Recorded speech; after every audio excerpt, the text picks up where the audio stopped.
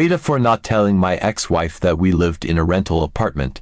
By the way, our car is also rented. Back in 2008, I was fresh out of high school and starting university.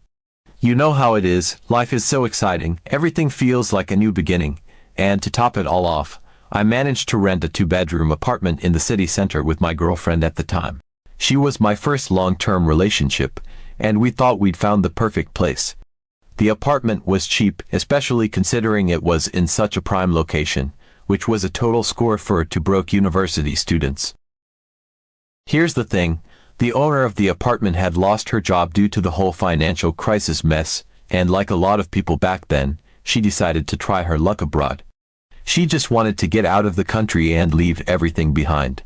So, when she offered the apartment for rent, she didn't care too much about making a profit, just needed some reliable tenants.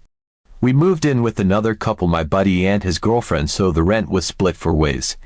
It was dirt cheap, and we were living the dream. University flew by, and after a while, my friend and his girlfriend decided they wanted a place of their own. No big deal, we all had full-time jobs by then, and it wasn't a stretch to cover the rent between my girlfriend and me, but not long after that, we broke up too. Classic, right? I mean, we were young, and life happens. She moved out, and suddenly I was left alone in this pretty spacious 2-bedroom apartment. For a brief moment, I thought, am I really going to be able to afford this on my own? But here's the thing, the rent was still incredibly low. It had barely gone up at all in those years, and I realized I could totally swing it solo, so I stayed. I didn't want to leave the place, it was home at that point. After the breakup, things got interesting. The owner, who was still living abroad and hadn't returned, got tired of dealing with the hassle of managing everything from another country. She basically trusted me with the place. She didn't want to be involved with bills, maintenance, or any of that stuff, so I handled it all. It was kind of like I was the landlord, even though I wasn't. I just paid the rent to her every month, dealt with all the bills, and she let me treat the place as if it were my own. We didn't even have a written agreement at this point. It was all based on mutual trust. Honestly, it felt like my place, and I started referring to it as such. I mean, who wouldn't after living there for so long and handling everything? I had the 2nd bedroom, which was basically unused unless friends from out of town came to stay. I didn't mind. It was nice having company here and there, especially when you live alone. Fast forward a few more years to 2020, right in the middle of the pandemic, because why not, when I met this girl. She was different, and things moved fast. She was charming, beautiful, and we clicked instantly. We went from dating to living together faster than I had anticipated. By 2021, we were married. Now, here's where things get a little murky. For some reason, and I can't really explain this, I never explicitly told her that the apartment was a rental. I never said I owned it, but I also never said I didn't. The topic just never came up. I was so used to the fact that I had been living there for over a decade, managing the place as if it were mine, that it didn't even occur to me to mention that little detail. She moved in with me, and everything seemed fine. Life was good, or so I thought. But you know how it goes, the honeymoon phase doesn't last forever, and after a while, we started having our issues. Turns out we weren't as compatible as we'd hoped, and things began to cool down between us. Eventually, we had the inevitable conversation, and we both agreed that divorce was the best option. No drama, no mess, just 2 people realizing they'd made a mistake. At least, that's what I thought. We started doing the paperwork for the divorce, and she began making plans to move out. Everything seemed straightforward until, out of nowhere, I received this email from her. I was at work when it came in, and at first, I didn't think much of it. I opened the email, and there it was, an attachment, a real estate valuation document for the apartment. I blinked at the screen, confused as hell. Why would I need an apartment valuation? And then I read her message. She had apparently paid €500 for a real estate agent to evaluate the apartment, and now she was telling me that I'd probably need to take out a loan to pay her the 50% she was owed from the apartment's value. I immediately replied to her email, trying to keep things calm, even though I was completely baffled. I said something like, "I don't think I ever told you I owned this place. It's a rental. I've been renting it for years. Why would you assume I could afford to own a 2-bedroom apartment in the city center? You know where I work, and you know how much I make. I thought that would be the end of it, maybe some awkward back and forth, but she'd understand, right? Wrong. So wrong. She called me almost immediately, and when I answered, she was furious. I mean, she was yelling like I had committed some massive betrayal. She started accusing me of lying to her for years, saying I had deceived her by not telling her the apartment was a rental. I tried to explain that it wasn't something I intentionally hid from her. It just never came up, and in my mind, it wasn't a big deal. But she wasn't having any of it. She kept shouting about how I'd misled her and made her think we had this apartment together. Then she said something that really threw me off. She demanded that if I wasn't going to pay her for the apartment, she was taking the car instead. Now, here's the thing. We did lease a car together during our marriage, but it's a lease. The bank owns the car, not us. So I told her, as calmly as I could, you do realize that the car is leased, right? We don't actually own it. The bank does. That's when she really lost it. She started screaming that I'd lied to her about everything, not just the apartment but also the car, and how I'd basically been deceiving her our entire marriage. She even demanded that I pay her back the 500 euros she spent on the valuation. I told her, look, I didn't ask you to do that. You didn't consult me before you spent the money, so I don't see why I should be responsible for it. I mean, fair enough, right? She called me an asshole and hung up. Now, here's the kicker. She's been going around to our entire friend group, telling everyone that I lied to her for our entire marriage, making me out to be some sort of villain who tricked her into thinking I owned this apartment. And, of course, our friends have opinions. Some of them think I'm in the wrong, saying I should have told her the place was a rental from the start.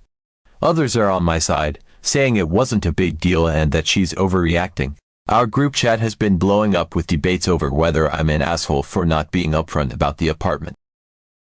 So after that explosive phone call where she called me an asshole and hung up, I figured, okay, maybe this is the end of it. Like, we've agreed to divorce, she's moving out, and surely this whole drama about the apartment being a rental would just fade away, right? Oh no, no, no. That would have been too easy. A couple of days later, I get this long-ass text from her. I'm talking paragraphs like a wall of text, and the gist of it. She's still demanding that I pay her back the 500 euros she spent on the real estate valuation. Apparently, in her mind, she was doing something that was in the best interest of both of us, and that I should have told her about the apartment being a rental from the start. So because I didn't, she feels that I owe her this money since she wouldn't have spent it if I'd been honest. Now, here's where things get ridiculous. She says that if I don't pay her back the 500, she's going to take legal action. Yes, you read that right.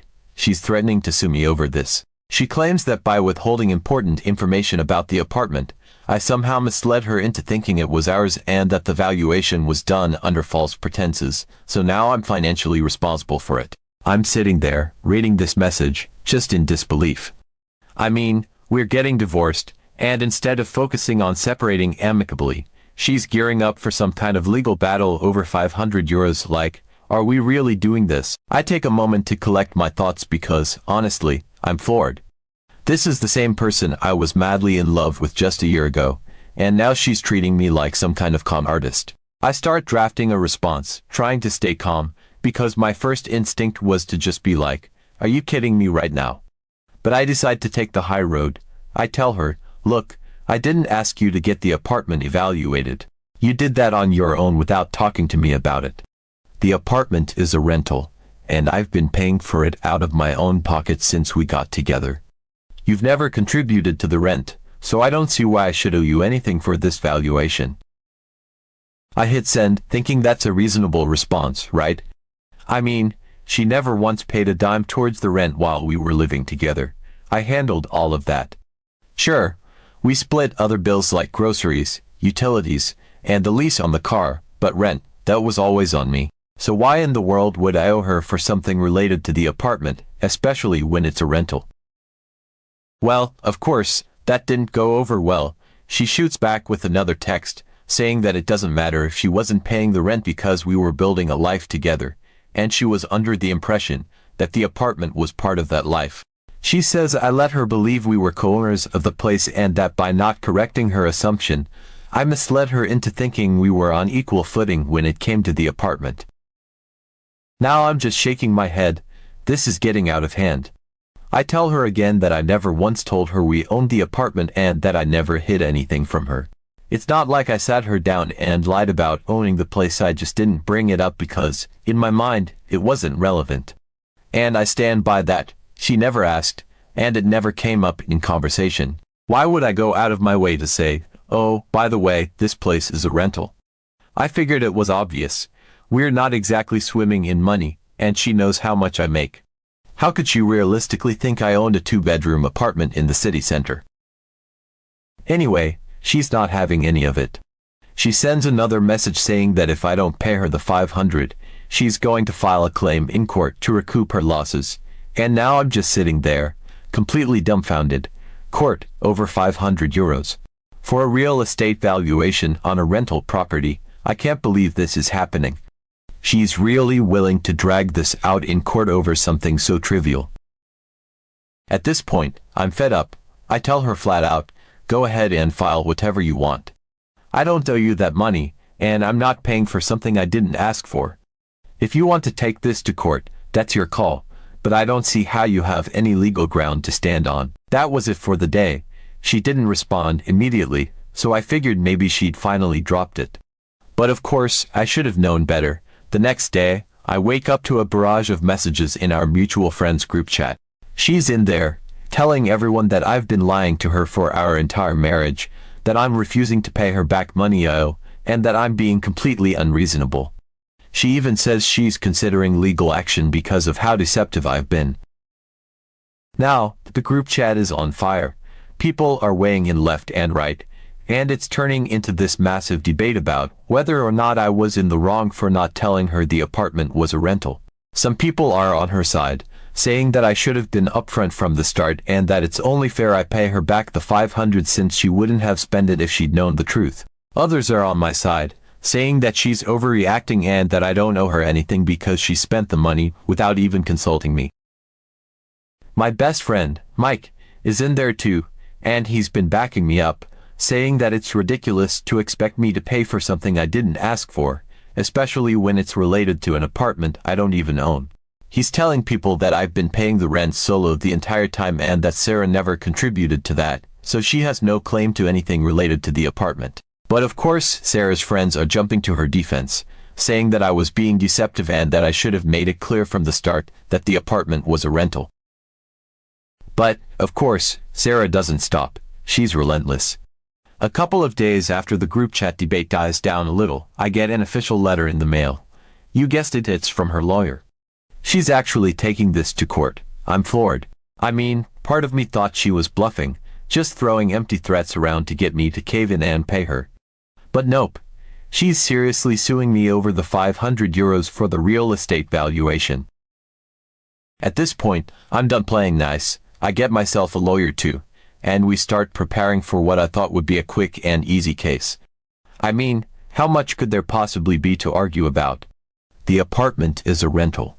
She didn't ask me before getting the valuation. End of story, right? Wrong. The court date gets set, and the drama continues to unfold. Sarah, being the social butterfly she is, keeps talking to everyone in our mutual friend group, acting like this lawsuit is going to be her big victory. She's out there telling people that she's going to expose me for being dishonest and how this will teach me a lesson about keeping secrets in a marriage. She's got this weird narrative in her head that somehow she's the victim of some grand conspiracy, when really, she's just mad because she didn't get what she thought she was entitled to. The day of the court hearing finally arrives, and I'm ready to get this over with. My lawyer has reassured me multiple times that Sarah doesn't have much of a case. I mean, she can't prove any wrongdoing on my part. I didn't lie, I just didn't volunteer unnecessary information about a rental apartment, and I certainly didn't ask her to get it evaluated. So we go to court, and let me tell you, it's an absolute circus. Sarah's lawyer is trying to paint this picture of me as this shady guy who deliberately misled his wife into thinking the apartment was ours. They try to spin it like I was living some kind of double life, keeping all these secrets, and that I intentionally let her believe we owned the place so I could maintain control over the marriage. It's ridiculous, but they're really going for it. My lawyer, on the other hand, is cool as ice. He lays everything out clearly: how I've been paying the rent for the entire duration of our relationship, how Sarah never contributed to that, and how she made a unilateral decision to spend €500 on a valuation without even talking to me first. He makes it very clear that there was no deception, just a simple misunderstanding that could have been resolved with a single conversation if Sarah hadn't jumped the gun. Sarah's lawyer tries to argue that I should have been more transparent about the apartment being a rental, but my lawyer counters by pointing out that Sarah had never once asked about the ownership of the apartment, and it wasn't like I went out of my way to lie about it. It just never came up, and that's not something you sue someone over. It's not like I committed fraud or anything. The judge listens to both sides, and honestly, you could tell from their face that they weren't buying Sarah's sob story. I mean, it's €500 for a valuation on a rental property. How big of a deal can this really be? By the end of the hearing, it's clear where things are headed. Sarah's case is flimsy at best, and my lawyer's arguments are rock solid. The verdict comes in, and the judge rules in my favor. Sarah's claim is dismissed. But here's the best part. Not only does she lose the case, but the judge also orders her to pay me half of the amount she was suing for as a form of moral compensation for the trouble she caused. That's right, Sarah now has to pay me €250 for dragging me through this entire ridiculous ordeal. The look on her face when the judge announced the ruling, priceless. She was absolutely furious. I'm trying my hardest not to smirk as we leave the courtroom, but inside, I'm feeling vindicated. All of her blustering, all of her threats, and all of her drama had amounted to nothing. She went in thinking she'd win big and come out as the hero of the story, but in the end, she just embarrassed herself in front of everyone. Of course, after the ruling, the fallout continues. She's furious and goes back to our friend group, trying to spin the story in her favor again. She's telling people that the court was biased and that I somehow manipulated the judge into ruling in my favor. Like what? Most people see through it at this point, though. I mean, the facts are clear. I didn't do anything wrong, and she lost. Mike, being the legend that he is, just starts trolling her at this point.